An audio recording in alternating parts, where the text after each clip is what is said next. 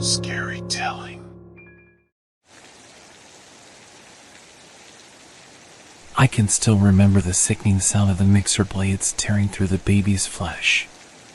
The memory of that day has haunted me ever since. It started like any other day at the factory. I was in my office, trying to keep my business afloat as the loans came due and the accounts ran dry. I was stressed out, but I never could have imagined what was about to happen. The phone rang, and I picked it up without thinking. A woman's voice on the other end told me that Maria, one of my employees, had brought her baby to work with her. My blood ran cold. I knew how dangerous that was, and I told her to send Maria home immediately. But it was too late. I heard the baby crying in the background as the woman on the phone told me that Maria had slipped and the baby had fallen into the mixer. I could barely believe what I was hearing. It was like a nightmare come to life. I rushed to the factory floor, where I found Maria sobbing uncontrollably as my other employees tried to comfort her. I knew that we had to act quickly to cover up what had happened. I suggested that we mix the baby's remains into the cookie dough, hoping that no one would ever find out. It was a sickening decision, but I was desperate. I couldn't bear the thought of losing everything I had worked for. I convinced myself that it was the right thing to do, even though I knew deep down that it was anything but. I spent the next few days in a haze of guilt and fear. I couldn't stop thinking about what had happened and what it would mean for my business and my future. I knew that I had made a terrible mistake, but I couldn't bring myself to confess. Eventually, the truth came out. Maria threatened to go to the police and the press, and I knew that I had to turn myself in. It was a difficult decision, but I knew that it was the only way to try to make things right. As I sat in my lawyer's office, recounting the events that had led to the tragedy at my factory, I felt a sense of numbness wash over me. I couldn't believe that I had let things get so out of control. I couldn't believe that I had taken a life and tried to cover it up. But the worst was yet to come. As the days passed and the press got hold of the story, I started to feel like I was losing my grip on reality. I couldn't escape the guilt and the horror of what I had done.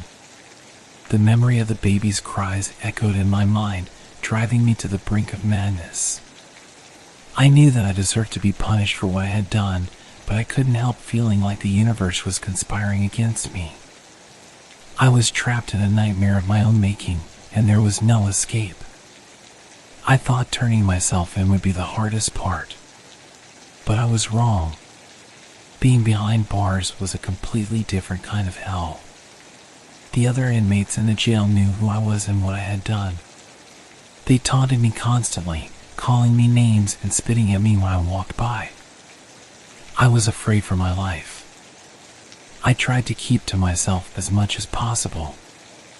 I spent most of my time in my cell, reading whatever books I could get my hands on or just staring blankly at the wall. But no matter how hard I tried to shut out the world, I couldn't escape the guilt and the horror of what I had done. The only thing that kept me going was the hope that I might be able to make amends somehow. I spoke to my lawyer regularly, hoping that we could come up with a way to offer some kind of restitution to the families of the victims. But even that hope was short-lived. The families didn't want anything to do with me. They saw me as a monster, and I couldn't blame them. I had taken away their loved ones in the most horrific way imaginable. As the days turned into weeks, I began to feel like I was losing touch with reality. The constant taunting and the isolation were taking a toll on my mental state. I couldn't sleep, couldn't eat, couldn't focus on anything except the guilt and the horror that consumed me. It was during one of my sleepless nights that the nightmares began. At first, they were just vague, jumbled images that I couldn't quite make sense of. But as time went on, they became more vivid and more disturbing.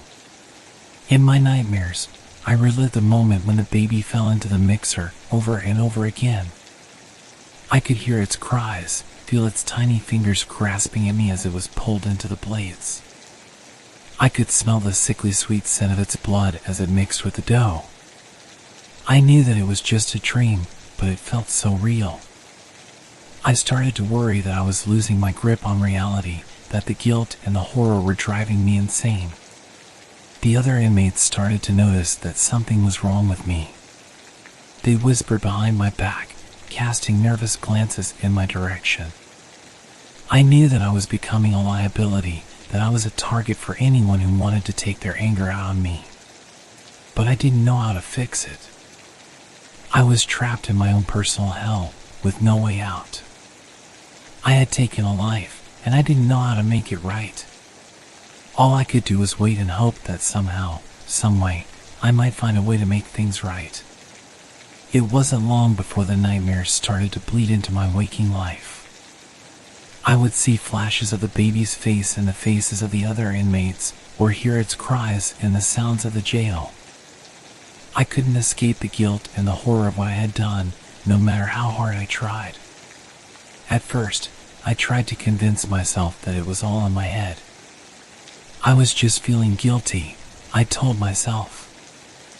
I was just imagining things. But the more I tried to ignore it, the worse it got. It started with just little things. A flicker of movement in the corner of my eye, or a sudden chill that would wash over me for no reason. But soon, the haunting became more intense. I started to see the ghost of the baby everywhere I looked. It would appear suddenly, standing at the foot of my bed or lurking in the shadows of my cell. It never said anything, but I could feel its presence like a weight on my chest. I knew that it was there to punish me, to make me pay for what I had done. I tried to tell myself that it was just a hallucination brought on by the stress and the guilt. But it felt so real. The baby's face was etched into my mind, haunting me day and night. I couldn't talk to anyone about what was happening. The other inmates already thought I was crazy, and I didn't want to give them any more reason to torment me. So I suffered in silence, trying to make sense of the haunting on my own. But it wasn't just the ghost that was haunting me. It was the memory of the baby's cries, the smell of its blood mixing with the dough, the sickening thud of its body hitting the blades of the mixer.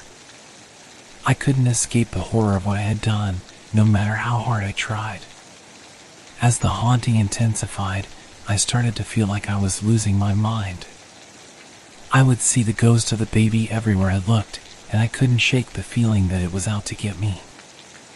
I started to feel like I was being followed, like someone was always watching me. I knew that I needed help, but I didn't know who to turn to. I was trapped in my own personal hell, with no way out. The ghost of the baby had consumed me, and I didn't know how to make it go away. The haunting continued to consume me, driving me to the brink of insanity. I couldn't escape the ghost of the baby, no matter how hard I tried. It was like a weight on my chest, a constant reminder of what I had done. I started to become increasingly erratic and unpredictable. The other inmates began to fear me, seeing me as a ticking time bomb. I would lash out at them for no reason, my anger boiling over at the slightest provocation. I knew that I was losing my grip on reality, but I couldn't stop it. The haunting had taken hold of me, and I was powerless to resist it. I started to feel like I was being consumed from the inside out, like the guilt and the horror were eating away at me. I stopped sleeping, stopped eating, stopped caring about anything except the haunting. It was like a living nightmare, a never-ending cycle of horror and guilt that I couldn't escape. The other inmates started to avoid me, giving me a wide berth whenever I walked by. I didn't blame them. I was a danger to myself and to everyone around me. I knew that I needed help, but I didn't know where to turn. The haunting had consumed me completely, and I couldn't see a way out. As the days turned into weeks, I started to feel like I was coming apart at the seams. The haunting had stripped me of everything, leaving me with nothing but my guilt and my horror. I knew that I had to find a way to break free from the haunting, but I didn't know how. I had taken a life, and I didn't know how to make it right. And then, one night, everything came to a head. I was alone in my cell, staring blankly at the wall, when I heard a sound that made my blood run cold. It was the sound of a baby crying. I tried to convince myself that it was just my imagination, but the crying grew louder and more insistent. And then, I saw it. The ghost of the baby, standing in the corner of my cell, its tiny fingers reaching out to me. I screamed and lashed out, trying to get away from the ghost. The other inmates heard me and rushed to see what was happening. They found me curled up in a ball, crying and screaming incoherently. It was then that I knew I had reached my breaking point. I couldn't take it anymore. The haunting had consumed me completely, and I knew that I had to find a way to break free from it or lose my mind entirely. After my breakdown, I was moved to a different section of the jail where I could receive the care and treatment that I needed. I was put on medication to help control my hallucinations, and I was assigned a therapist to help me work through my guilt and trauma. It wasn't easy, but slowly but surely, I started to make progress.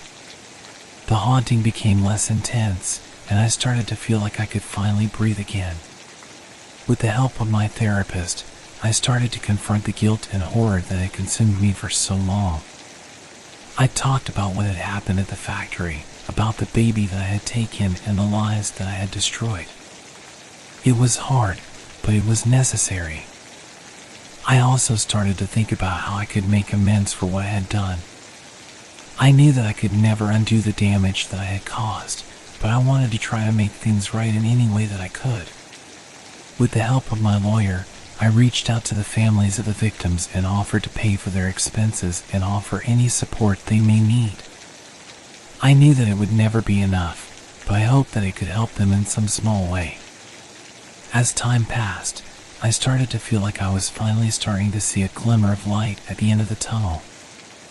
I knew that I would never be able to forget what I had done, but I was starting to believe that I could find a way to live with it. And then, one day, something incredible happened. One of the families of the victims reached out to me and told me that they had forgiven me. They said that they didn't condone what I had done, but that they could see that I was genuinely remorseful and trying to make amends. It was like a weight had been lifted off of me. For the first time in a long time, I felt like I had a chance at redemption. As I sat in my cell that night, staring up at the ceiling, I realized that I had been given a second chance. I had done something unforgivable, but I was still alive. And that meant that I had a chance to make things right, to try to atone for what I had done. It wouldn't be easy, but I was willing to try.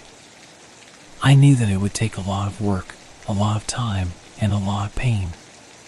But I was ready to face it, ready to try to make amends and find a way to live with what I had done. As the lights in the jail flickered and the other inmates settled down for the night, I closed my eyes and whispered a prayer. It was a prayer for forgiveness, for redemption, for a chance to make things right. And for the first time in a long time, I felt like there might be hope.